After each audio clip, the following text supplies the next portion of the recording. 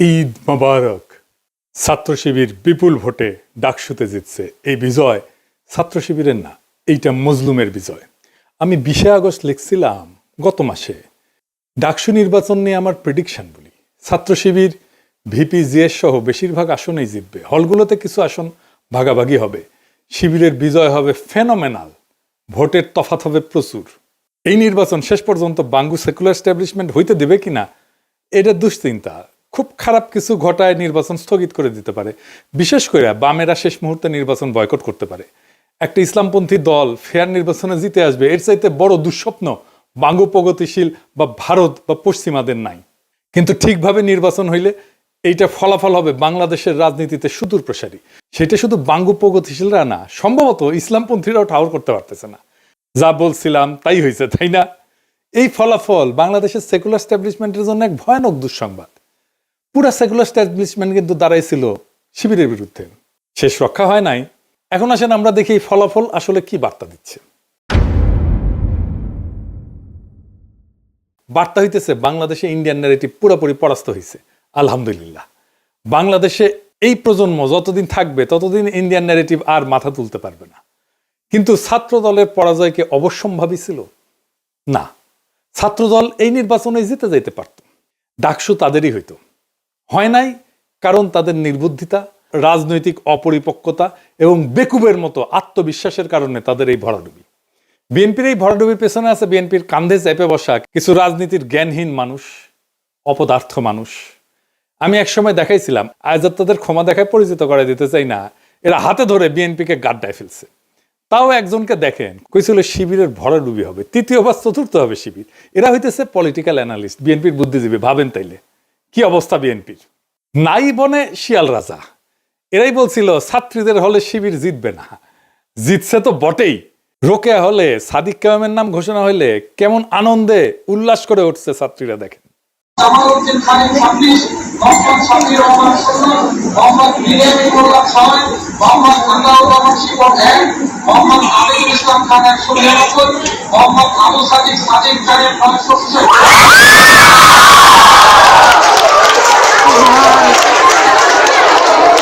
আপনারা জানেন যে 5ই আগস্টের পর যখন ছাত্রদলের ছাত্র শিবির সংঘাত শুরু হইল, আমি তখন নিজ দায়িত্ব নিয়ে এই দুই দলের ভেতরে সংঘাত বন্ধ করার উদ্যোগ নিচ্ছিলাম।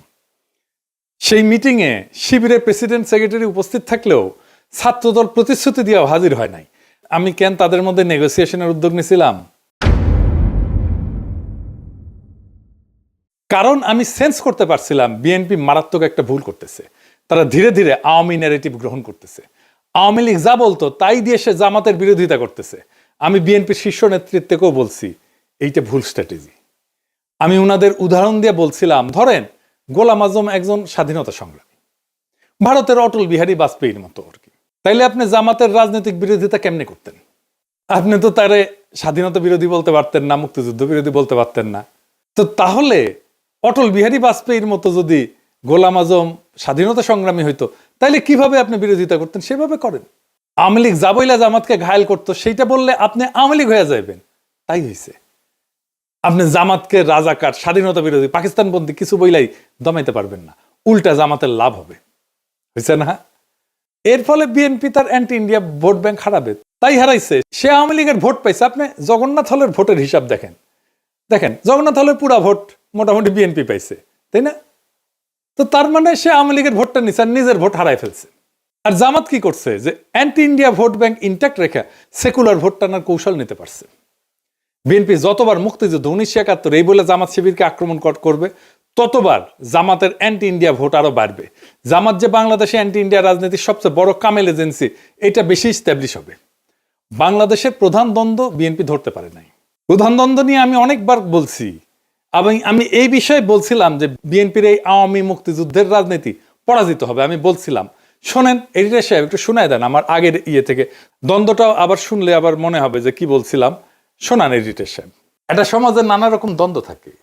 একটা নদীতে যেমন নানা ধরনের স্রোত থাকে, একটা না অনেকগুলো স্রোত থাকে, ছোট বড় মাঝারি। তেমন সমাজেও থাকে। যেমন ধরেন আমাদের দেশে ধনী গরিবের একটা দ্বন্দ্ব আছে না, সেকুলার আর ধর্মবাদীর একটা দ্বন্দ্ব আছে না, ইংরেজি জানাদের সাথে বাংলা মিডিয়ামের দ্বন্দ্ব আছে না, শহর আর গ্রামের দ্বন্দ্ব আছে না? আছে। শহরের লোকেরা তো গ্রামের লোকদের তাচ্ছিল্য করে খ্যাট বলে, তাই না? বড় লোক আর গরিবের দ্বন্দ্ব আছে না? এইরকম অসংখ্য দ্বন্দ্ব পাইবেন দেশে। এই দ্বন্দ্বগুলোই রাজনীতি, কনফ্লিক্ট সিচুয়েশন, এটাই রাজনীতি। একটা পক্ষের সাথে আর একটা পক্ষের দ্বন্দ্ব, এই রাজনীতি, এটাই রাজনীতি। কিন্তু এর মধ্যে একটা প্রধান দ্বন্দ্ব থাকে, এক নাম্বার, সেটা খুঁজে বের করতে হয় কোনটা প্রধান দ্বন্দ্ব। এটাই পলিটিক্যাল ওয়ার্কারদের কাজ, এটাই রাজনৈতিক নেতাদের কাজ। আপনি ইতিহাসে তাকাইলে দেখবেন ব্রিটিশ আমলে প্রধান দ্বন্দ্ব কি ছিল? ব্রিটিশদের সাথে আমাদের দ্বন্দ্ব না, না তা না। প্রধান দ্বন্দ্ব ছিল জমিদার আর প্রজাতি। অসংখ্য কৃষক বিদ্রোহ হয়েছে, এর ফলশ্রুতিতে পাকিস্তানের জন্ম হয়েছে। ভারতের স্বাধীনতা আন্দোলন আর পাকিস্তান সৃষ্টি এক না, দুইটা আলাদা দ্বন্দ্বের ফল। পাকিস্তান আমলে দ্বন্দ্ব কি ছিল? বাঙালি আর অবাঙালিদের, তাই না? হাসিনা আমলে দ্বন্দ্ব কি ছিল? প্রধান দ্বন্দ্ব ভারতীয় আধিপত্যবাদের প্রত্যক্ষ সেবাদাসী ফ্যাসিস্ট হাসিনার সাথে বাংলাদেশের নাগরিকদের মুক্তির আকাঙ্ক্ষার দ্বন্দ্ব। দুই পক্ষ, হাসিনা অ্যান্টি হাসিনা। এখন হাসিনা নাই, কিন্তু সেই প্রধান দ্বন্দ্ব আছে। ভারতীয় আধিপত্যবাদের প্রত্যক্ষ সেবাদাসী হয়েছেন আপনারা, বিএনপি। এখন আপনাদের সাথে বাংলাদেশের নাগরিকদের মুক্তির আকাঙ্ক্ষার দ্বন্দ্ব শুরু হয়েছে। এই লড়াইয়ে আপনারা পরাজিত হইবেন, অবশ্যই হইবেন। এটাই ইতিহাসের শিক্ষা। আজ হোক কাল হোক পরাজিত হইবেন। ইন্ডিয়ান সালসা খাইয়া যারাই বাংলাদেশের রাজনীতি করতে আসবে ধ্বংস হইয়া যাবে। যেই আসুক, যত বড় দল আসুক, মাথাতে রেখেন, কামে দিবে। যত কৌশল নেন আমাদের বিরুদ্ধে, কোনোটাই কোনো কাজে দিবে না, কোনো কাজে দিবে না। তো বলছিলাম, যত কৌশলই নেন না কেন, কোনোটাই কাজে দিবে না। কাজে দেয় নাই। ভারতীয় বয়ান জয় বাংলা হয়ে গেছে। ইন্ডিয়া যে হারছে সেটা নিঝুম মজুমদারের আহাজারিতে শোনেন। ইলেকশনের আগে সে বাক্য ঝাড়ি ছিল, সে বলছিল যে ওরাও হারবে, আপনারাও হারবেন, মানে বিএনপি করছে আর কি। শুনেন, শুধু আপনার বিবেচনার উপর একটু ছেড়ে দেই। Now it is your call, it's your take. সিদ্ধান্ত আপনার। কালকে নির্বাচন, প্রশ্নের জবাবটা আপনারাই দিয়ে দেন। যদি জামাত শিবির নির্বাচিত হয়, হেরে গেছি, আপনারাও আমরাও সম্মিলিতভাবে। প্লিজ হেরে যায়েন না। তো বিএনপি কেন এইভাবে দুর্বল হয়ে গেল? হাসিনা বিরোধী লড়াইয়ে হাসিনার ন্যারেটিভ ভাঙায় বিএনপির কোনো ভূমিকা ছিল না। আর কালেকটিভ লড়াইয়ে বিএনপির সংখ্যা ছাড়া কোনো ইন্টেলেকচুয়াল ইনপুট ছিল না। এটা সত্য। এটা বিএনপির পছন্দ হবে না, কিন্তু যাই হোক, এটা সত্য। এটা বিএনপি বুঝতে পারেনি, নিজেও বুঝতে পারেনি, জনগণও বুঝতে পারেনি যে বিএনপির ইন্টেলেকচুয়াল ইনপুট নাই। 5ই আগস্টের পর ক্রেডিট নেওয়ার পালা চলছে, কে কত বড় মাস্টার মাইন্ড তার হিসাব করছে। এই কাজগুলো আমরা করতাম, ন্যারেটিভ বিল্ডিং এটা আমরা করতাম। এবং বিএনপি যখন থেকে আমাদের কাছ থেকে দূরে সরে গেছে, হিসাব করে দেখেন, তখনই বিএনপি দিগ্ভ্রান্ত হয়েছে আর জনসমর্থন কমতে শুরু করছে। আমি বলতেছি না যে আমাদের জন্যই কমছে, বরং কমছে এই কারণেই যে আগে আমরা যে ন্যারেটিভ তৈরি করতাম, এটা তো বিএনপির জন্যই করতাম। ফ্রি করতাম, ডিফেন্ড করতাম তো বিএনপিরই, ফ্রি। এখন তার করি না, তাই সব দুর্বলতা ফাসাদ করে বের হয়ে গেছে। বিএনপি জামাতের রাজনৈতিক বিরোধিতা কিভাবে করতে পারতো, এই নিয়ে আমার পরের এপিসোড দেখবেন। এখন জামাত কইতে পারেন, দাদা আপনি এইভাবে স্ট্র্যাটেজি কইয়া দিতেছেন, ভয় নাই, কইয়া দিলেও শুনবে না ওরা। আর যদি শুনেও তাতে আপনাদের ক্ষতি নাই। রাজনীতির জ্ঞান বিএনপির লবডাঙ্কা হইলেও ইগো আছে টনটনা, 16 আনার উপরে 18 আনা। এখন প্রশ্ন হইল, বিএনপি কেন এই রাজনৈতিক অবস্থান নিল? কারণ বিএনপি ডরাইতেছে যে ইসলামপন্থীরা ইমার্জ করছে, লীগ আর বামেরা না থাকলে সে এটা সামলাইতে পারবে না। তারা এটা বুঝাইছে ইন্ডিয়া, তাই লীগের ভোট তাদের লাগবে, কিন্তু সেটা নিতে গিয়া যে নিজের ভোট ব্যাংক দেউলিয়া হয়ে যায়, দল জয় বাংলা হয়ে যাইতেছে, তার কোনো খেয়াল নাই। রাজনীতিতে পলিটিক্যাল এনিমি বা দুশ্মন সিলেক্ট করতে হয়। আওয়ামী লীগ বিএনপির দুশ্মনের মর্যাদাও দিতে চায় নাই, সে তার দুশ্মন বানাইছিল জাতীয় পার্টিকে, গৃহপালিত দুশ্মন আর কি। হাসিনা চলে যাওয়ার পরে বিএনপি চাইছিল প্রথমে যে আওয়ামী লীগ তার দুশ্মন হোক, সেই জন্য সে আওয়ামী লীগ নিষিদ্ধ চায়নি। আওয়ামী লীগ দল নিষিদ্ধ হওয়ার পরে সে চাইছে জাতীয় পার্টি তাদের দুশ্মন হোক, মানে বিরোধী দল হোক। এটাও ইন্ডিয়ার প্রেসক্রিপশন। তারা কখনোই চায় নাই জামাত বিরোধী দল হোক, এমনকি এনসিপি হোক। এখন নিজেরই বিরোধী দল হওয়া লাগবে।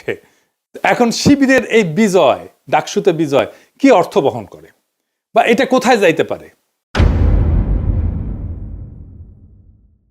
এই ডাকসুই আগামী সরকারের ছায়া, যদি সে রাজনৈতিক দল ক্ষমতায় যাওয়ার জন্য তৈরি থাকে। 1971 ঠিক আগে তোফায়েল আহমেদ জিতছিল, আসম আব্দুর রব জিতছিল ছাত্রলীগ থেকে। তারপরেই আসছে 71 মুজিবের ক্ষমতা নেওয়া।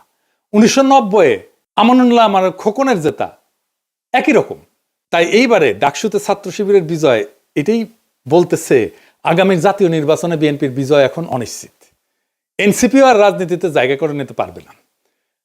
তবে ধরেন মুজাহিদুল ইসলাম সেলিমরাও জিতছিল ডাকসুতে, মাহমুদুর রহমান মান্নারাও জিতছিল, কিন্তু জাসদ বাসদ বা সিপিবি ক্ষমতায় গেছে, যায় নাই। কেন আর কখন এই ডাকসু আগামীর ক্ষমতার রাস্তা হয়ে ওঠে আর কখন হয় না, সেই হিসাবটা জানতে হবে। আপনি যদি এই বিজয়কে ক্ষমতা পর্যন্ত নিয়ে যেতে চান, প্রত্যেকটা পদক্ষেপ এখন হিসাব কইরা মাইপে ফেলতে হবে। আমি বিজয়ের আনন্দে আত্মহারা হইতে নিষেধ করছি, কারণ আগামী কাল থেকেই শত্রুরা বিপুল বিক্রমে ঝাঁপায় পড়বে আমাদের উপরে। প্রচুর টাকা পয়সা নিয়ে, বাজেট নিয়ে, পুরো সেকুলার স্ট্যাবলিশমেন্ট ঝাঁপায় পড়বে। প্রথম আলো, ডেইলি স্টার নিয়ে এই লড়াইটা জিততে হবে, আমরা এটা জিতবো। বাঙ্গুয়েলুট সেকুলার স্ট্যাবলিশমেন্ট জানে না আমরা কই দিয়া কেমনে চাপা মেট দিব, কিন্তু আমরা দিব, এবং আমরা ওদের সাথে আগায় আসছি। ওরা চলে ডালে ডালে, আমরা চলি পাতায় পাতায়। ফাইনালি বিএনপি নেতা কর্মীদের বলি,